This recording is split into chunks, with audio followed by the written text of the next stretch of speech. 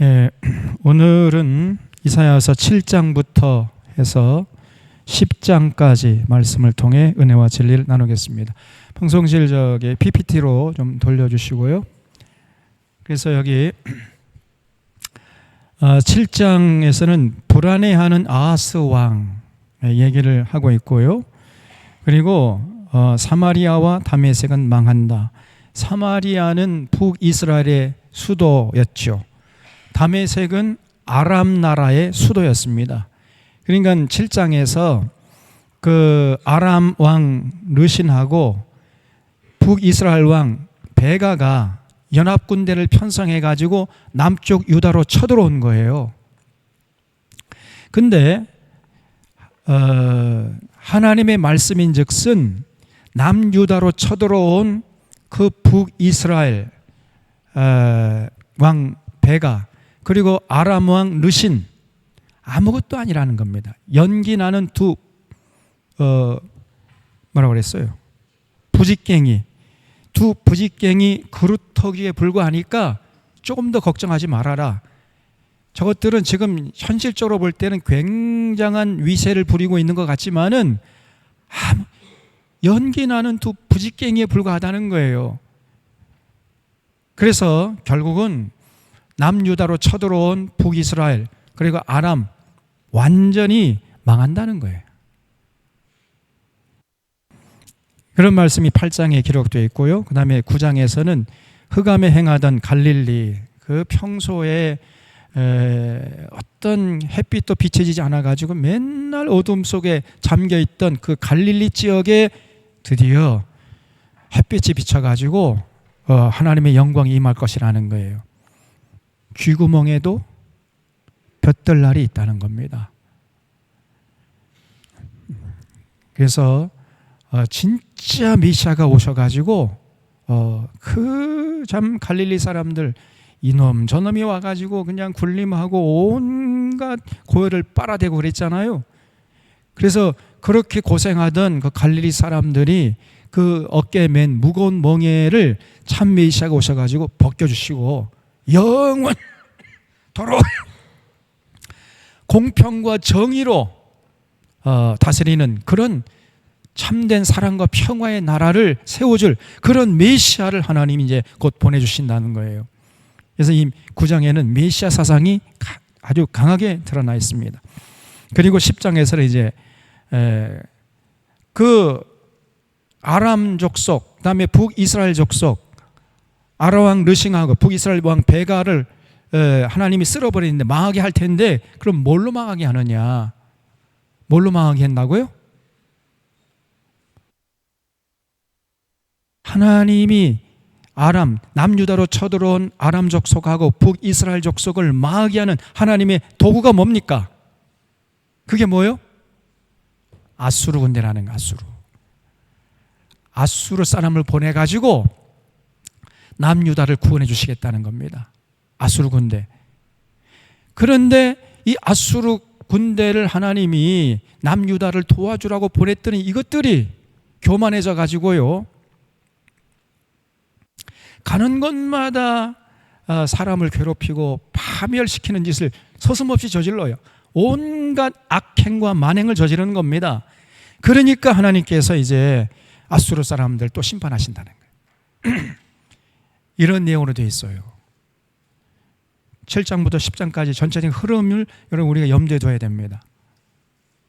자, 7장을 보겠습니다. 7장 1절에 우시아의 손자 요담의 아들인 유다의 아하스 왕. 이 아하스의 별명이 뭐라 그랬죠? 정신나간 아하스라고 그랬죠. 정신나간 아하스. 정신나간 짓만 해요. 이놈이 왕이 돼가지고 꼭 윤석열 같아요. 그래서 그 아하스 때에 이제 아람 왕 르신과 르말리아의 아들 이스라엘 왕 베가가 올라와서 예루살렘을 쳤으나 능히 이기지 못하니라. 다시 말하면 이제 아람 군대하고 북이스라엘 군대가 연합 군대를 편성해 가지고 남쪽으로 쳐들어와 가지고 예루살렘 성을 에워쌌다는 거예요. 그러니까 이제 이 정신 나간 아하스가요 무서워서 벌벌 떠는 거예요, 이게. 예? 그러니까 하나님이 그 모습을 보고 이제 이사야를 보냈어요. 이사야야, 너 가라. 저 정신 나간 아하스가 벌벌 떤다. 젠장 저거. 가가지고 지금 저 아람 군대하고 북이스라엘 군대가 쳐들어왔지만은 저것들은 연기 나는 두 부직갱이에 불과한 거야. 그러니까 전혀 걱정할 필요가 없다고 얘기해줘라. 이렇게 하나님께서 이사야를 보냈어요. 그래서 여기 3절에 그때 여호와께서 이사야에게 이르시되 너와 네 아들 스알 야숲은 윗모 수도 끝 세탁자의 큰 밭 큰 길에 나가서 아하스를 만나서 그에게 이르기 너는 삼감에 조용하라. 르신과 아람과 르말리아의 아들이 심히 노할지라도 이들은 연기나는 두 부직갱이 그루터기에 불과하니 두려워하지 말며 낙심하지 말아라. 이 말을 전해주라고 하나님께서 이사야를 아하스에게 보냈어요. 그래서 이사야가 가서 이제 저것들 뭐 위세가 대단하지만은 아무것도 아니야. 저것들 연기나는 두 부직갱이 그루터기에 불과한 것들이야. 하나님이 걱정하지 말라 그랬어. 이렇게 전해주니까요, 아하스가 뭐라고 대답하냐면은 그걸 어떻게 믿냐는 거예요. 네? 아니 지금 우리 남유다는 미약하고 지금 풍전등화 가운데 있는데 저 지금 연합군대가 쳐들어왔는데 아니 지금 당신 그걸 말이라고 하는 거 나보고 믿으라 하는 얘기요? 그럼 믿지를 않는 거예요. 그럼 하나님이 어이가 없어가지고 그러면은 너 어떻게 하면 믿을래? 네가 믿을 수 있는 징조를 내가 보여줄게. 어떤 징조라도 보여달라고 요구해라. 그러면 내가 보여줘가지고 너로 하여금 믿게 해줄게. 그랬더니 이 정신나간 이 아하스가 뭐라고 하느냐? 나는 또 징조도 구하지 않겠다는 거예요. 이런 답답한 사람이 있습니까? 아니 징조를 구하지 않을 바에는 그러면 믿든지, 믿지도 않고 벌벌 떨면서 또 징조를 구하라고 하니까 징조도 구하지 않겠다는 거예요. 살다 보면 이런 답답한 사람이 있습니다. 꼭 저 윤석열 같아. 아니 하나님이 이사를 보내가지고 저것들은 아무것도 아니야. 겉으로는 대단한 거 보지만 저건 헛개비에 불과해. 연기나는 두 부직갱이에 불과하다니까 걱정하지 말고 두려워하지 말고 낙심하지 말아라. 그랬더니 벌을 계속 떨어. 믿지 못해. 그러면 내가 믿게 해줄게. 징조를 구해봐. 그 징조도 안 구하겠다는 것도. 그러면 믿든지.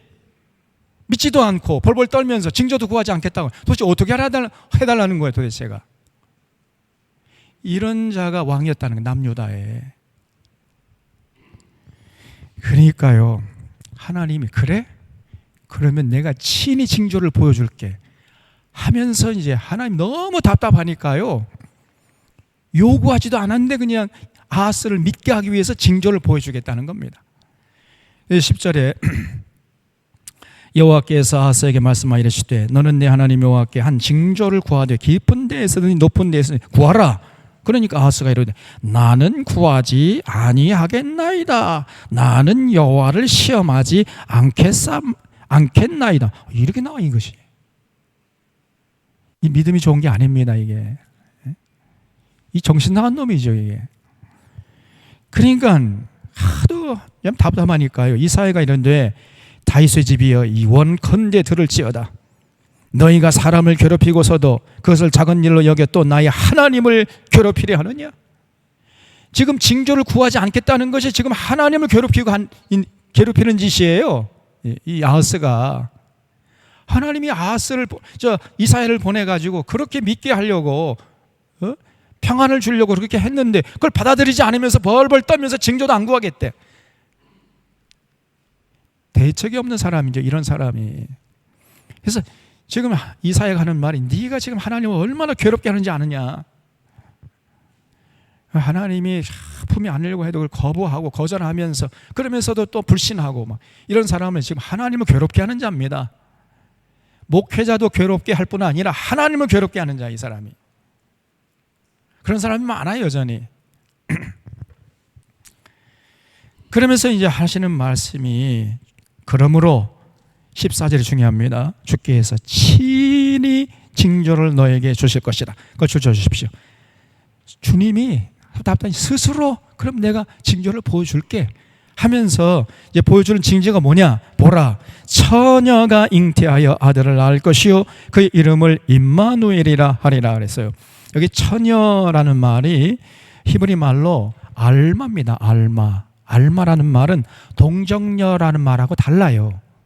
처녀라는 말 그냥 젊은 여자를 말하는 겁니다. 젊은 여자, 동정녀, 남자를 경험하지 못한 동정녀를 말하는 게 아니라 그냥 나이가 젊은 여자, 그걸 알마라고 그래요.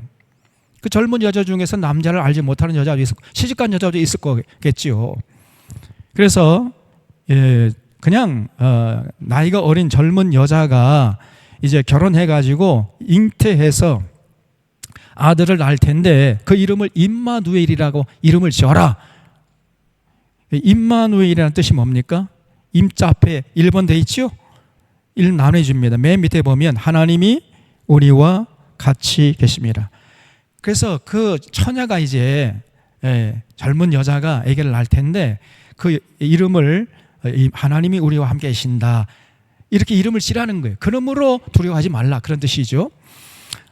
그래서 이제 그 어린애가 태어나가지고 악을 버리며 선을 택할 줄 알 때가 되면 엉킨 젖과 꿀을 먹어. 엉킨 젖이 뭐예요? 에? 여러분 젖을 엉키면 그게 뭐가 됩니까 나중에? 에? 소젖을 이렇게 막 엉켜놓으면 그게 뭐가 돼요? 치즈, 버터가 되는 거 아니에요? 그죠? 그러니까 그가 이제 그 임마누엘은 아기가 악을 버리며 선을 택할 줄 알 때가 되면 버터와 꿀을 먹게 될 것이라는 거예요. 그러면 여러분 그 애가 태어나가지고 악을 버리고 선을 택할 줄, 그러니까 선과 악을 이게 분별할 줄 아는 나이가 되면은 보통 몇 살쯤 됩니까? 그때가 몇 살쯤 돼요? 보통 12살에서 14살 정도. 유대인들은 그렇게 봅니다. 그래서 유대인들은 13살이 되면 성인식을 해요. 13살 정도가 되면 선과 악을 이제 구별해서 네가 네 책임을 가지고 네 인생을 살아가라 해가지고 성식을 해주는 겁니다. 그래서 약 한 13세쯤 됐을 때가 되면은 그 버터하고 꿀을 먹게 될 것이다. 그리고 대저 이 아기가 악을 버리며 선을 택할 줄 알기 전에 다시 말하면 한 13살 해서 버터와 꿀을 먹을 때 그 전에 네가 미워하는 두 왕의 땅이 황폐하게 되리라. 다시 말하면은 지금 쳐들어온 지금 막 쳐들어와가지고 위세가 대단한 아람 왕 르신하고 북이스라엘 왕 베가가 처녀가 아기를 낳아 임마누엘이 아기를 낳아가지고 이렇게 애가 자라나가지고 13살쯤 돼가지고 버터와 꿀을 먹게 될 쯤, 그래서 선과 악을 구별할 쯤 그런 나이가 될 때에 그 두 나라가 완전히 파괴돼가지고 파멸될 것이다. 그러므로 두려워하지 말라는 겁니다. 저들 아무것도 아니라는 거예요. 이렇게 하나님이 스스로 징조를 보여주셨어요. 무슨 말인지 이해가 되죠? 이해가 안 되면 다시 해야 됩니다. 처음부터. 이해가 되시죠? 예. 그래서 17절에 여호와께서 에브라임이 유다를 떠날 때부터 당하여 보지 못한 너를 너와 내 백성과 내 아버지 집에 임하게 하시는 곧 아수르 왕이 오는 날이니라. 다시 말하면 아람 족속과 북이스라엘 족속이 어떻게 황폐하게 되냐면요, 아수르 군대가 쳐들어와서 황폐하게 된다는 거예요. 아수르 군대가. 하나님이 아수르 군대를 보내시겠다는 겁니다. 그 처녀가 아기를 낳아가지고 그 임마누엘이라는 아기가 이제 선과 악을 구별할 때쯤, 그러니까 한 지금부터 13년 정도 되게 되면 아수르 군대가 와가지고 저 두 나라가 황폐하게 될 것이다. 그러니 걱정하지 마라, 두려워하지 말아라, 이런 얘기를 했던 거예요. 자, 18절에 그날에는 여호와께서 애굽 하수에서 먼 곳에 파리와 아수르 땅에 벌을 부르시리니 다 와서 거친 골짜기와 바위 틈과 가시나무 울타리와 모든 초장에 앉으리라. 그날에는 주께서 하수 저쪽에서 새 내어온 삭도 곧 아수르 왕으로 너의 백성의 머리털과 발털을 미실 것이요 수염도 깎으시리라. 아수르 왕이요, 하나님의 면도칼이에요. 그래서 북이스라엘의 그 머리카락, 그 다음에 수염을 다 밀어버리시겠다는 겁니다. 그날에는 사람이 한 어린 암소와 두 양을 기르리니 그것들이 내는 젖이 많으므로 엉킨 젖을 먹을 것이라. 그 땅 가운데 남아있는 자는 엉킨 젖과 꿀을 먹으리라. 이게 무슨 말이겠어요? 사람이 한 어린 암소와 그 어린 암소 한 마리, 그 다음에 양은 두 마리 키우는데 그 염소 한 마리하고 양 두 마리가 내는 젖이 너무 많아가지고 먹고도 남게 된다, 그런 얘기죠. 그러면 사람이 많다는 얘기, 적다는 거예요. 예? 아니, 소 한 마리하고 양 두 마리에서 나오는 그 젖 가지고도 사람들이 다 먹고 훨씬 많이 남는다는 것입니다. 그러면 사람이 적어요, 많아요? 적다는 얘기죠. 다시 말하면 남유다가 사람이 극소수만 남게 되게 될 것이라는 거예요. 그래서 그날에는 1000그루의 은 1000개의 가지가 있는 포도나무가 있던 곳마다 찔레와 가시가 날 것이라. 온 땅에 찔레와 가시가 있으므로 화살과 활을 가지고 그리로 갈 것이요 보습으로 갈던 모든 산에도 찔레와 가시 때문에 두려워 그리로 가지 못할 것이요 그 땅은 소를 풀어놓으며 양이 밟는 곳이 되리라. 그래서 이 아수르 군대가 쳐들어와 가지고 그 아람 나라, 그 다음에 북이스라엘 나라가 완전히 황폐하게 된다는 것입니다. 그러니까 걱정하지 말아라, 이런 얘기예요. 불안해하는 이 정신 나간 아하스에게 하나님이 이사야를 보내가지고 저것들은 연기 나는 부직갱이에 불과한 것들이야, 저것들 때문에 전혀 걱정하지 말아라. 하나님이 아수르 군대를 예비하고 계신다는 거예요. 이게 7장이에요. 자, 8장에 여호와께서 내게 이르시되 너는 큰 서판을 가지고 그 위에 통용 문자로 마할 살렐 하스바스라 쓰라.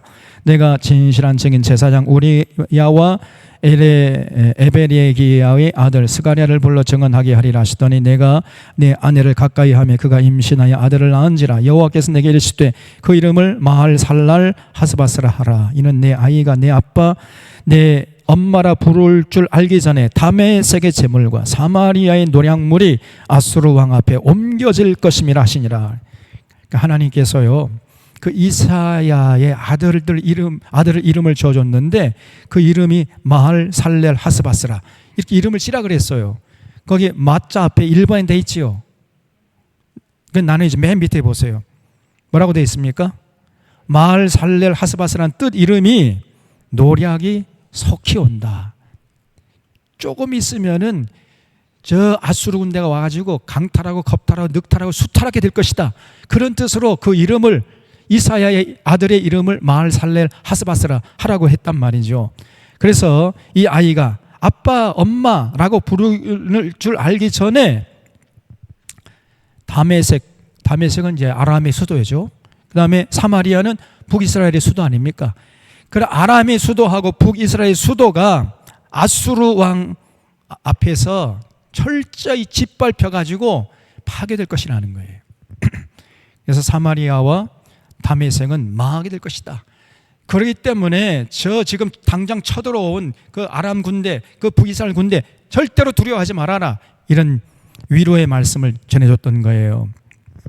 5절에 여호와께서 다시 내게 말씀하여 이르시되 이 백성이 천천히 흐르는 실로암 물을 버리고, 여기 이 백성은 북이스라엘 백성이지요. 르신과 르말리아의 아들을 기뻐하느니라. 다시 말하면 이 르말리아의 아들, 이 베가라는 걸 우리가 열왕기에서 보게 되면요, 20년 동안 나라를 통치했는데 아주 악한 왕이었습니다. 온갖 백성들이 군림해가지고 고의를 빨아대고 권력을 남용하고 그러면서 우상 숭배하고 바알을 섬기고 금송아지를 섬기고 이런 짓을 했던 사람이에요. 저 윤석열과 똑같은 놈이야. 그런데 북이스라엘 백성들이 그러한 베가를 따라갔다는 거예요. 그러한 죄값으로 북이스라엘 백성들이 하나님 앞에서 심판받게 될 것이다, 이런 얘기입니다. 그래서 여러분, 리더십도 건강해야 된다, 팔로우십도 건강해야 된다 그랬잖아요. 잘못된 지도자를 따라가는 그 죄는 잘못된 지도자와 똑같이 하나님이 심판하신다는 거예요. 그걸 잊지 마셔야 돼. 지금 이 윤석열이를 찍고 윤석열을 지지하고 윤석열 따라간다는 이런 것들은 하나님 앞에서 씻을 수 없는 죄를 짓고 있는 것입니다. 여전히 그 윤석열 지지하고 있어요. 이것들이 목사 장로들이. 제가 얼마 전에 저 큰 대형교회 장로를 만났는데 그 장로가 하는 말이 구국의 장로회라고 자기들이 조직을 해. 구국의 장로회래.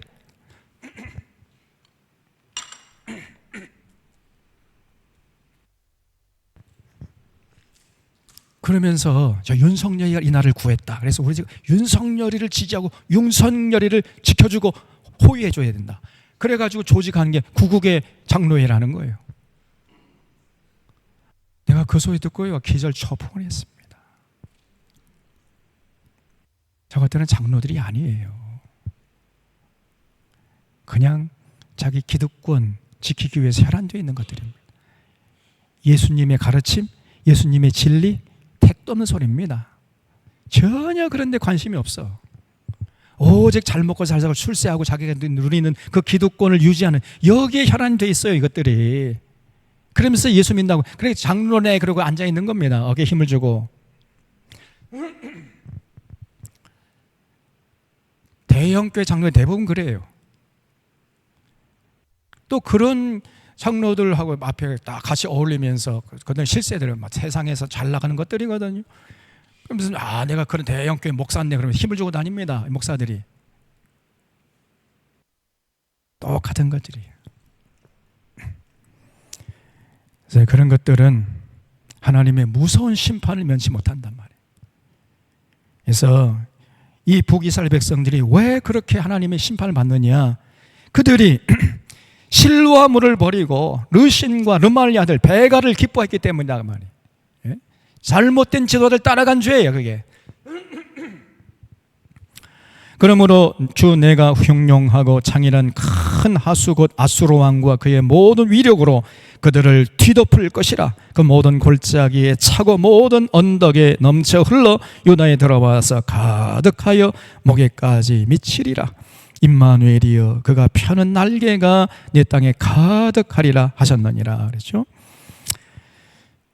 그래서 여기 9절 이하를 보면은 당시의 북이스라엘 백성들, 특별히 또 남유다 백성들 이런 사람들이 뭐 아무리 무슨 그 어떤 고통에서 민족적인 위기에서 벗어나려고 해도 그게 되지 않는다는 거예요.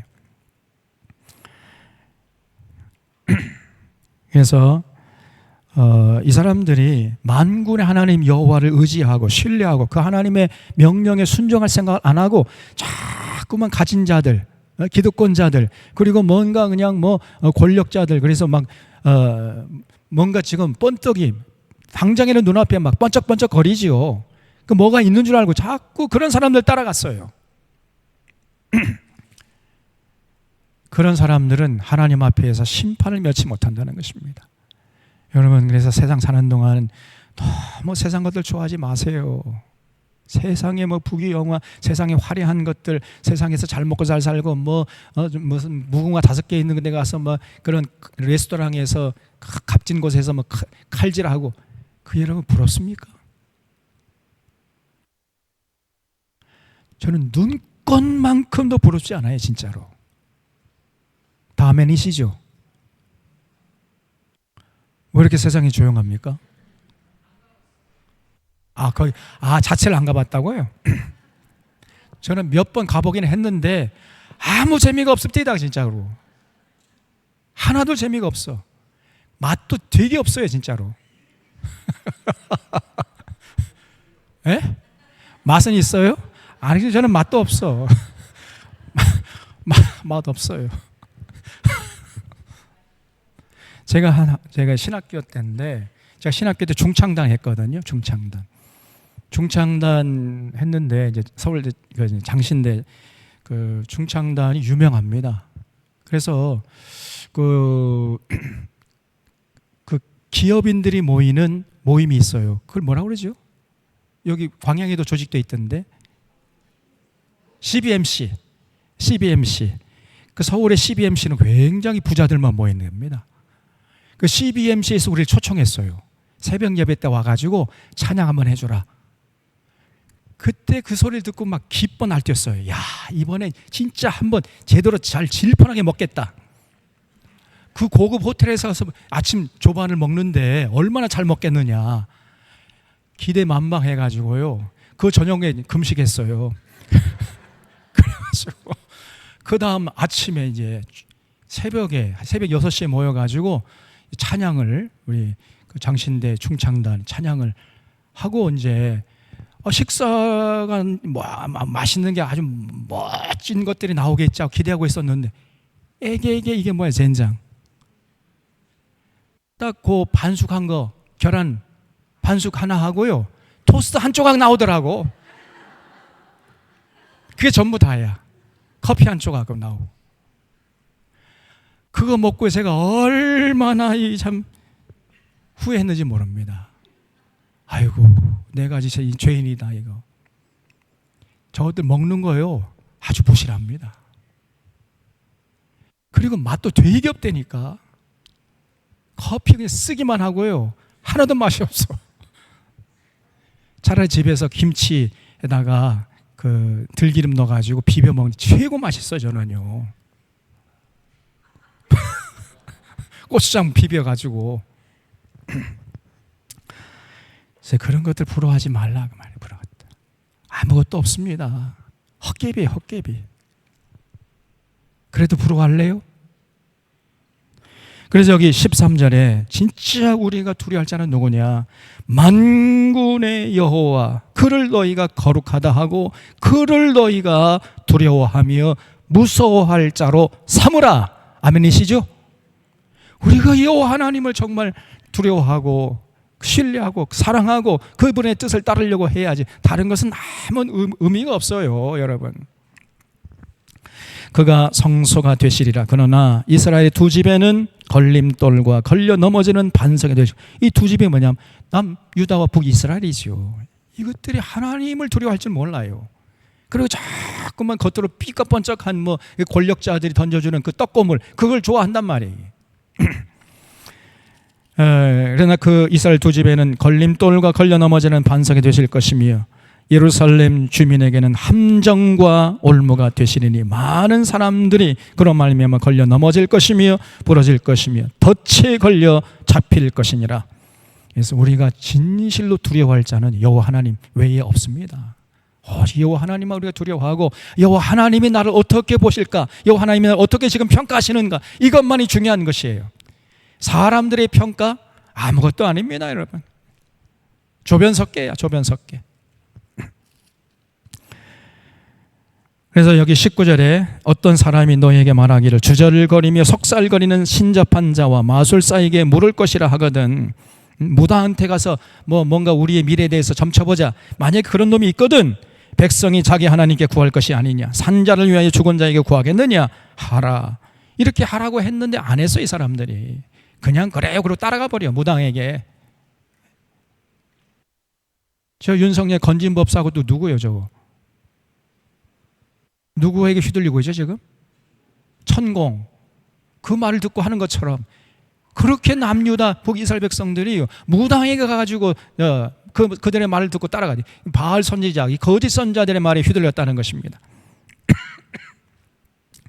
그래서 20절에 마땅히 율법과 증거의 말씀을 따라야 되는데 따를지니 그들이 말하는 바가 이 말씀에 맞지 아니하면 그들이 정녕 아침 빛을 보지 못하고 이 땅으로 헤매며 곤고하며 굶주릴 것이라. 그가 굶주릴 때에 격분하여 자기의 왕과 자기 하나님을 저주할 것이며 위를 쳐다보거나 땅을 굽어보아도 환난과 흑암과 고통의 흑암뿐이리니 그들이 심한 흑암 가운데로 쫓겨 들어가리라. 그때는요 땅을 치고 후회도 이제 늦습니다. 어리석은 자들이죠. 그래서 절대 지금 당장에 쳐들어왔다 이거 두려워하지도 말고 그런 그 잘못된 지도자들 따라가지도 말고 오직 여호와 하나님을 두려워하고 그 여호와 하나님의 그 규례와 법도와 명령, 그 계명 거기에 관심 갖고 거기에 순종하는 데 최선을 다해라 이런 얘기를 했던 것이죠. 그다음에 9장에 보면 이제 흑암에 처하던 갈릴리의 영광이 임한다. 그죠? 9장 1절에 전에 고통받던 자들에게 흑암이 없으리로다. 이제 완전히 상황이 역전된다는 거예요. 전에는 고통받던 사람들, 흑암 가운데 거하던 이런 사람들에게 이제 빛이 비쳐요. 왜냐? 하나님께서 메시아를 보내. 진짜 메시아, 진짜 통치자, 절대로 권력 남용하지 않고 저 아람 왕 르신이나 북이스라엘 왕 베가 같이 권력 남용하고 뭐 국민을 위해 그냥 군림해가지고 고의를 빨아야 되고 이런 자가 아니라 참된 그 권력을 백성들을 위해서 섬기는데, 섬기는 왕으로서 오시는 메시아가 조만간에 오실 것이라는 거예요.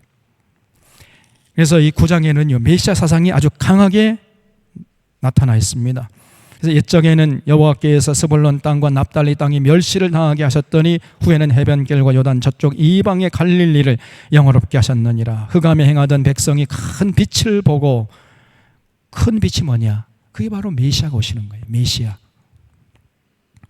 사망의 그늘진 땅에 거주하는 자에게 빛이 비치도다. 주께서 이 나라를 장성케 하시며 그 즐거움을 더하게 하셨으므로 추수하는 즐거움과 탈취물을 나눌 때의 즐거움같이 그들이 주 앞에서 즐거워하오니 이는 그들이 무겁게 맨 멍에와 그들의 어깨에 채찍과 그 압제자의 막대기를 주께서 꺾으실 때 미디안의 날과 같이 하셨음이니라. 그렇죠?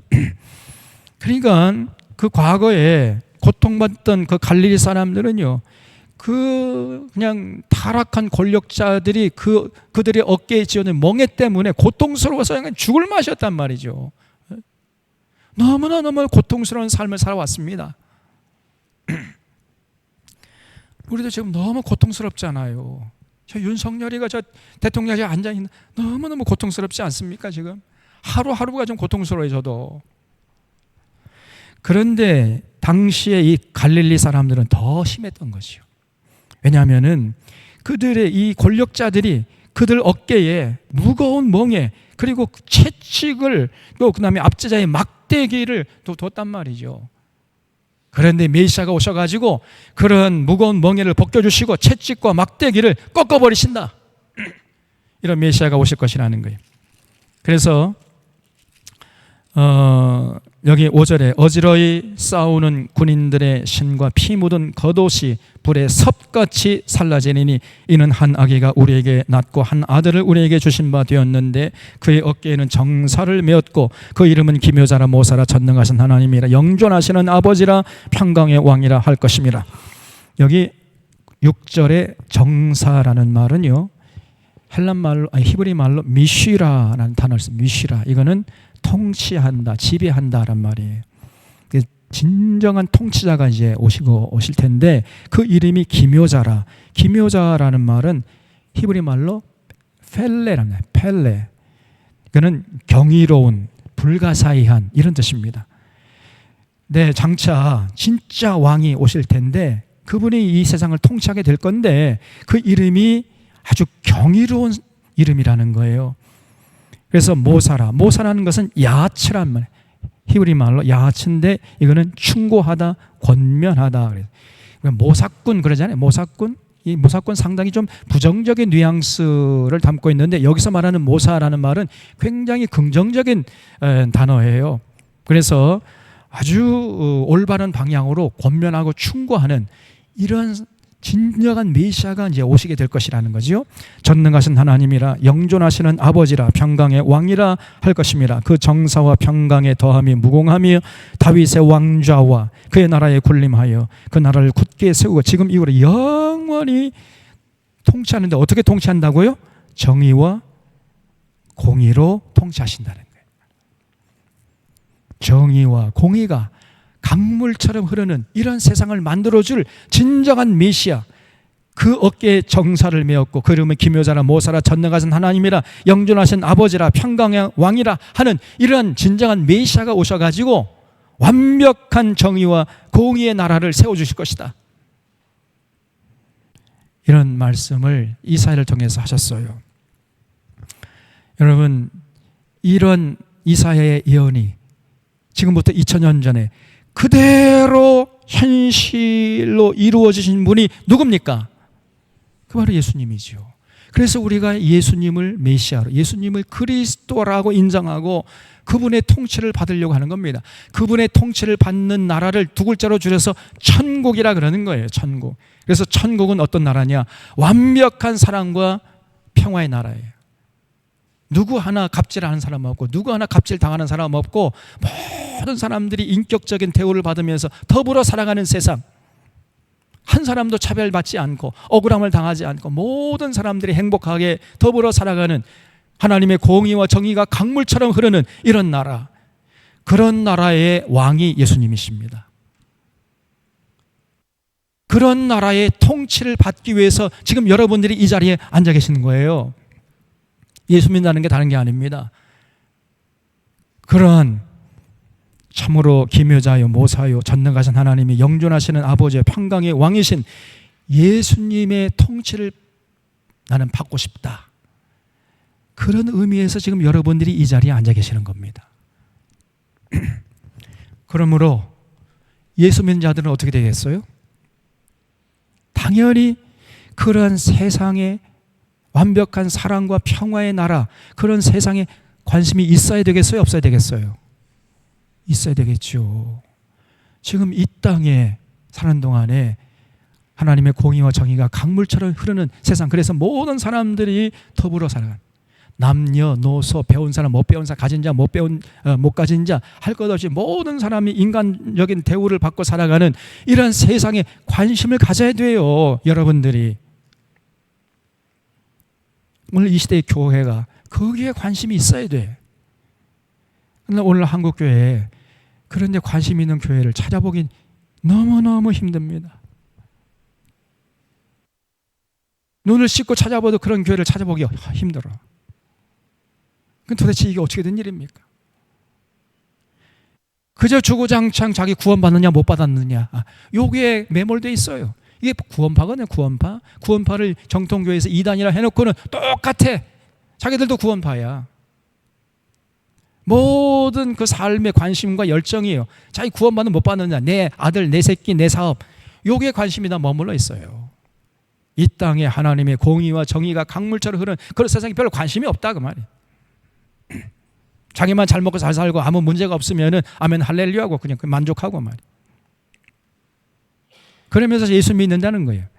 천만의 말씀 만만의 콩떡 예수 믿는 게 아닙니다. 예수님은 그런 분이 아니세요. 우리 예수님 어떤 분이냐?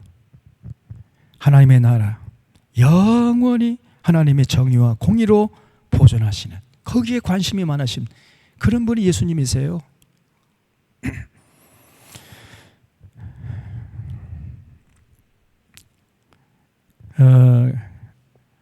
자, 그래서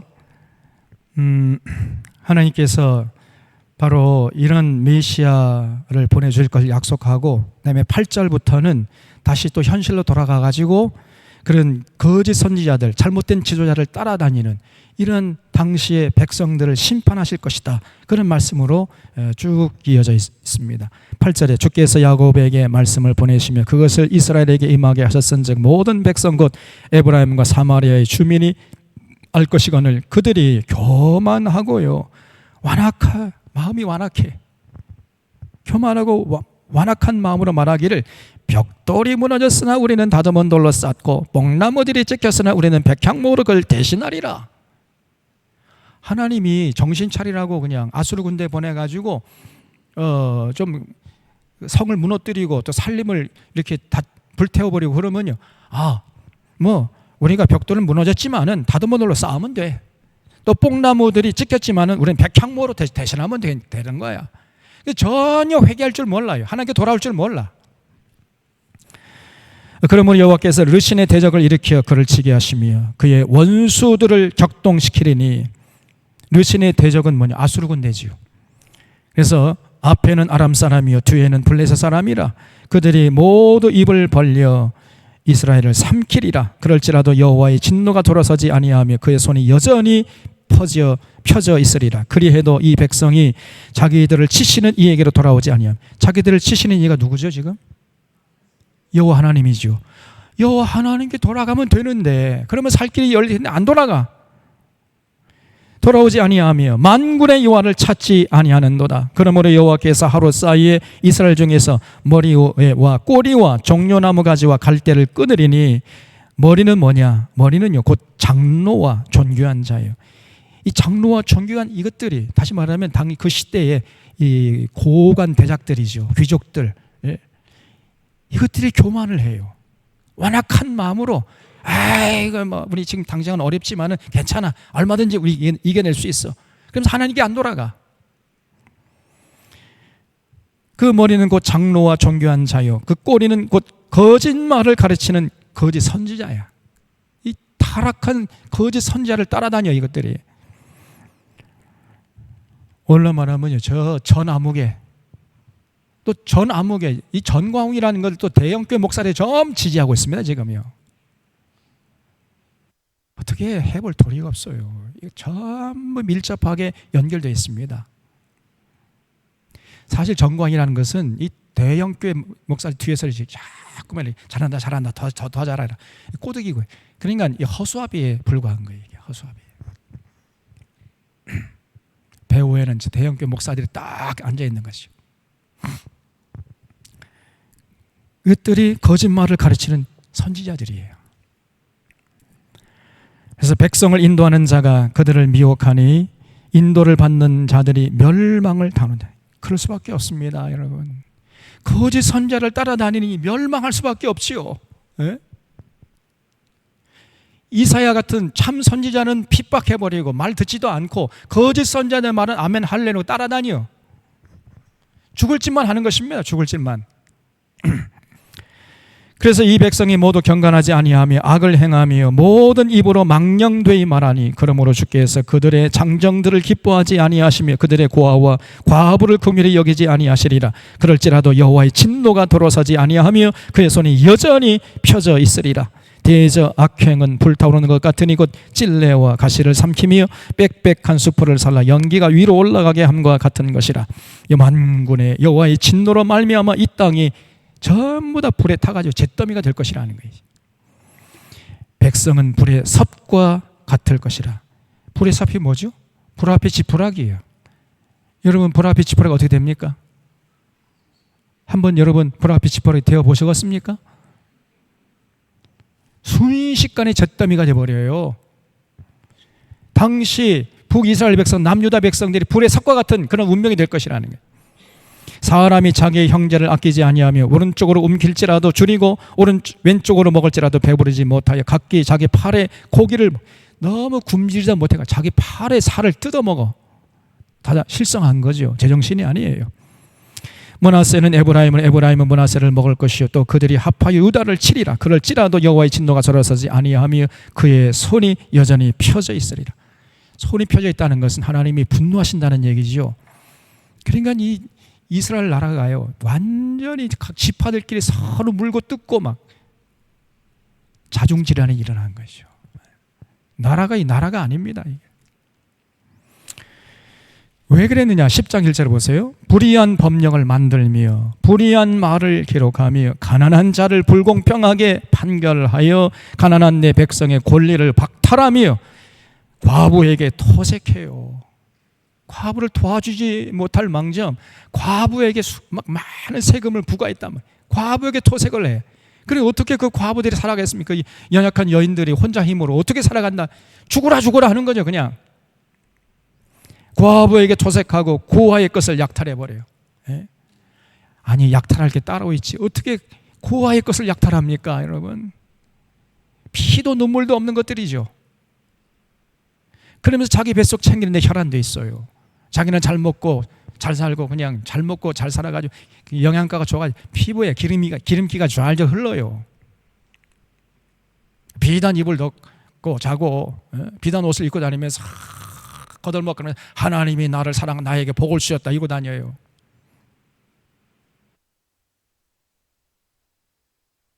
하나님이 분노하십니다. 그런 것들. 그래서 가난한 내 백성의 권리를 박탈하며 과부에게 토색하고 고의 것을 약탈하는 자는 화 있을진지. 오늘 이 시대에도요 이렇게 설교를 해야 돼요. 특별히 대형교회 교인들 앞에 이렇게 설교해야 됩니다. 그런데 절대로 이렇게 설교를 못해. 이 대형교회 교인들이 대부분 그런 것들이거든. 가난한 자를 불공평하게 판결하는 것들, 가난한 내 백성의 권리를 박탈하고 과부에게 토색하고 고아의 것을 약탈하는 것들이 딱 지금 앉아 있는 거예요. 그러면 그 앞에서 목사가 이렇게 하나님의 그 분노의 음성을 들려줘야 할 텐데, 여러분, 하나님 여러분을 사랑하십니다. 더 헌금 많이 하면 잘 먹고 잘 살게 해주실 겁니다. 이런 설교나 해야 되고 앉아있어. 똑같은 것들이죠. 그래서 벌하시는 날과 멀리서 오는 환난 때에 너희가 어떻게 하려느냐. 그때는 이제 늦어요. 이제는 돌이킬 수가 없습니다. 누구에게로 도망하여 도움을 구하겠으며 너희의 영화를 어떤 곳에 두려고 하느냐. 포로된 자 아래에 구풀이며 죽임을 당한 자 아래에 엎드러질 따름이니라. 이제 살 구멍이 없어요. 스스로 자기들의 살 구멍을 전부 막아버렸어. 이제 그럴지라도 그렇게 이제 죽으라 하는 상황이 전개된다 할지라도 여호와의 진노가 돌아서지 아니하며 그의 손이 여전히 펴져 있으리라. 하나님의 분노를 멈추지 않을 것이라는 겁니다. 그래서 이거를 쉽게 그 현실적인 얘기를 하면은 아수르 군대가 쳐들어온 거예요. 아수르 군대 쳐들어와 가지고 아람 군대 물리치고 북이스라엘 군대 다 물리치고 그리고 돌아간 게 아닙니다. 아수르 군대가요. 그러면 남유다 백성들 그 연합 군대를 물리쳤으면 이제 돌아가야 할 거 아니에요. 근데 군대가 돌아갔겠습니까? 안 돌아가겠습니까? 안 돌아가고 무슨 짓을 해 이것들이? 군대를 철군하지를 않고 군대가 그 아수르 군대가 남아가지고 온 그 남유다 전 고을을 다 군합벌로 짓밟고 약탈하고 수탈하고 겁탈하고 늑탈하고 강탈하고 이런 짓을 해댔단 말이에요. 이 아수르 군대가. 여러분, 외국 군대가 들어오는 거는요 무서운 일입니다. 이거를 비유로 들자면은 옛날에 이 조선시대 말기에 조선이 그 왕조가 타락했잖아요. 그 고부군수 누구예요? 조병갑이라는 놈이 온갖 그 권력을 남용해가지고 고요를 빨아냈잖아요. 거기 견디다 못해가지고 농민들이 이제 들고 일어났잖아요. 그걸 동학농민군이라고 그러지 않습니까? 동학농민이 파죽지서 서울로 이제 해가지고 관군을 물리치니까 조정에서는 급하니까 누구를 불러댔어요? 청나라가 오고 이제 청나라가 또 오니까 이제 조정에서는요 일본 군대를 와달라. 일본 군대를 이 한반도 땅에 들어오게 했어요. 그래서 청일 전쟁이 여러분 한반도 땅에서 일어나지 않았습니까? 그래서 일본 군대가 청나라를 물리쳤어요. 그러면 일본 군대가 해야 할 일이 뭐예요? 하나님의 공의와 정의를 강물처럼 흐르게 하고 얌전히 물러가야 돼. 그렇죠? 그런데 일본 놈들이 뭘 했습니까? 물러갔어요?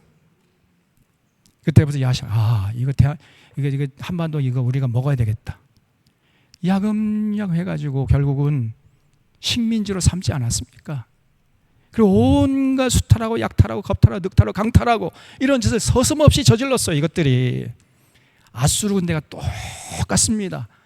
이걸 싱크로율이라고 하는데 싱크로율이 100%야. 아수르 군대가 한 짓과하고 일본 놈들이 한 짓과 똑같아요. 하나님께서 일본 군대를 보냈다는 것은 정말 이 나라의 공의와 정의를 강물처럼 흐르게 하고 조용히 물러갔어야 되는데 그러면 일본이 진짜 잘한 거지요. 그러면 정말 우리가 일본을 이웃 나라로 정말 존경할 수가 있습니다. 근데 그렇게 하질 않고 그게 하나님의 뜻이었는데 거기는 전혀 관심이 없이 일본 놈들이 하는 짓은 뭐 그냥 군합벌로 짓밟고 약탈하고 수탈하고 겁탈하고 여기에 관심이 많았다는 거예요. 아수르는 똑같았습니다. 그래서 여기 5절 보세요. 10장 5절에 아수르 사람은 화 있을진지요 그는 내 진노의 막대기요 그 손에 몽둥이에요. 아수르 군대가요 하나님의 진노의 막대기고 하나님의 손에 들린 몽둥이라는 거예요. 몽둥이. 그리고 하나님의 분노예요. 아수르 군대가. 내가 그를 보내어 경건하지 아니한 나라를 치게 하며 내가 그에게 명령하여 나를 노하게 한 백성을 쳐서 탈취하며 노략하게 하며 또 그들을 길거리에 진흙같이 짓밟게 하려 하거니와. 다시 말하면 하나님의 공의와 정의를 세우라고 보냈다는 거예요. 하나님이. 그런데 7절에 그의 뜻은 이같이 아니하며 그 마음의 생각도 이같이 아니하고 다만 그 마음은 허다한 나라를 파괴하며 멸절하려 하는도다. 좀 자기들이 좀 군대 힘이 있다고 해가지고 가는 곳마다 파괴하고 멸절하는 이런 짓을 했어요. 하나님의 공의와 정의를 강물처럼 흐르는 이런 세상에 대해서는 전혀 관심이 없었습니다. 그래서 그가 이르기를 내 고관들은 다 왕들이 아니냐, 길로는 갈그마스와 같지 아니하냐, 하맛은 아르밧과 같지 아니하며 사마리아는 다메섹과 같지 아니하냐. 내 손에 이미 우상을 섬기는 나라들이 미쳤나니 그들이 조각한 신상들이 예루살렘과 사마리아 신상들보다 뛰어났느니라. 이러면서 교만을 떨어요.